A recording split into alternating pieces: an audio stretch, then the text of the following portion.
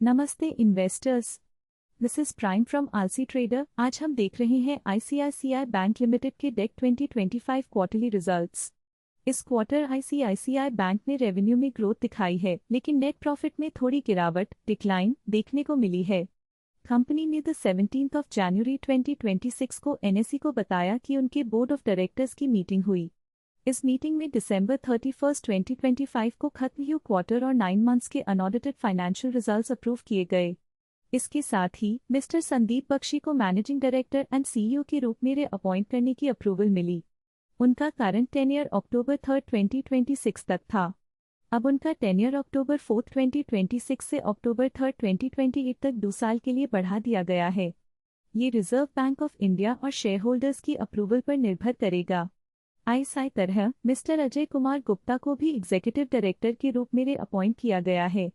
उनका current tenure नवंबर 26, 2026 तक था। उनका टेन्योर नवंबर 27, 2026 से नवंबर 26, 2028 तक 2 साल के लिए बढ़ा दिया गया है।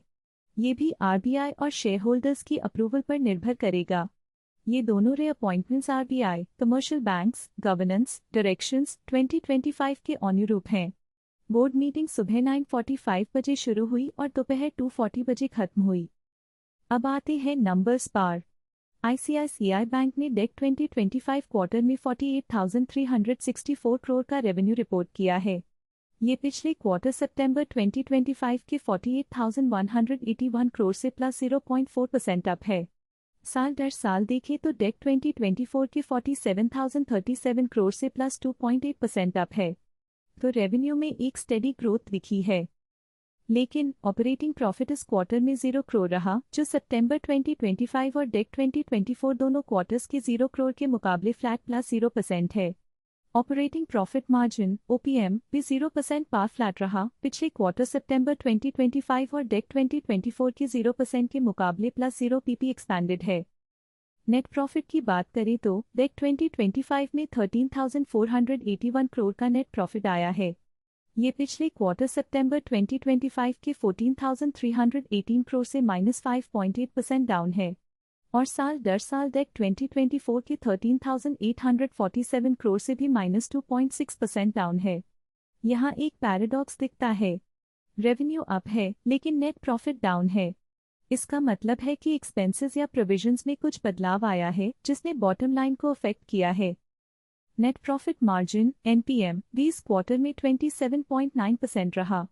ये सितंबर 2025 के 29.7% से 1.8 पीपी कंट्रैक्टेड है और डेक 2024 के 29.4% से 1.5 पीपी कंट्रैक्टेड है। तो मार्जिन्स में थोड़ी कमी आई है। अर्निंग्स पर शेयर ईपीएस भी 17 रुपीज़ एंड 53 पैसे पर आया है। ये सितंबर 2025 के 18 रुपीज़ एंड 70 पैसे से -6.3% डाउन है और डेक 2024 के 18 रुपीज़ एंड 25 पैसे से -3.9% डाउन है। ऑपरेटिंग प्रॉफिट मार्जिन ओपीएम की ट्रेजेक्टरी देखें तो डेक 2024 में 0% थी, मार्च 2025 में 0%, जून 2025 में 0%, सितंबर 2025 में 0% और अब डेक 2025 में भी 0% है। तो ओपीएम बिल्कुल स्टेबल रहा है। रेवेन्यू में ग्रोथ के बावजूद नेट प्रॉफिट में कमी आना एक इम्पॉर्टेंट पॉइंट है। इसका मतलब है कि कंपनी के ऑपरेटिंग एक्सपेंसेस, इंटरेस्ट एक्सपेंसेस या प्रोविजंस में बदलाव आया है। फाइलिंग में प्रोविजंस के बारे में डिटेल्स हैं। स्टैंडअलोन फाइनेंशियल रिजल्ट्स के नोट 8 में provisions other than tax and contingencies deck 2025 quarter में 2,555.58 करोड़ दिखाए गए हैं, जो सितंबर 2025 के 914.11 करोड़ से काफ़ी अप हैं। ये बड़े ह्यू प्रोविजंस नेट प्रॉफिट पर असर डाल रहे हैं। आईसीआईसीआई बैंक का सीएमपी अभी 1,351 रुपीज़ एंड 10 पैसे है और पी 18.3 पर ट्रेड कर रहा है। रेवेन्यू ग्रोथ पॉजिटिव है, लेकिन नेट प्रॉफिट और मार्जिन्स में कंट्रैक्शन चिंता का विषय हो सकता है। इन्वेस्टर्स को प्रोविजंस और ओवरऑल एक्सपेंस स्ट्रक्चर पर ध्यान देना चाहिए। डेटा बोलता है, हम सुनते हैं। आलसी रहें, स्मार्ट रहें।